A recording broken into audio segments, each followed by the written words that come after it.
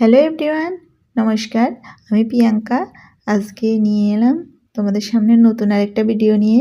গুঁড়ো মাছ দিয়ে নারকেল ঝুরা রান্না করব।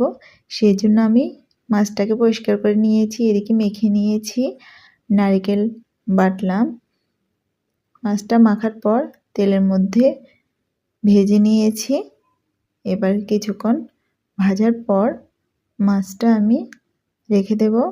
এবার তেল গরম হতে দিয়েছি, 5 ফোড়ন দিলাম তেলের মধ্যে। এবার নারকেল বাটা দিয়ে দেব, কিছু কাঁচামরিচও কেটে রেখেছি দিয়ে দিলাম।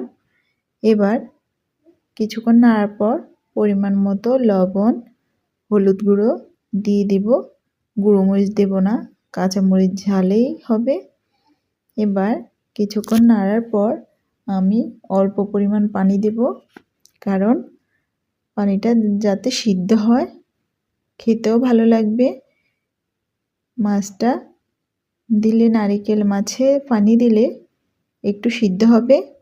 দিয়ে দিলাম, এই পানিটা টেনে শুকিয়ে যাবে। এবার নারকেলটা ঝুরঝুরে হয়ে যাবে।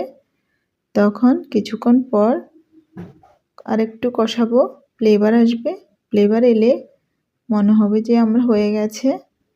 দেখো আমার নারকেলটা ঝুরঝুরে হয়ে গেছে।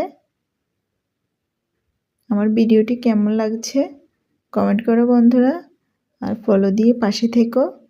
তোমাদের বাড়িতে যাওয়ার জন্য একটা গঠনমূলক কমেন্ট রেখে যেও, আমি যেন তোমাদের বাড়িতে গিয়ে কমেন্ট রেখে আসতে পারি।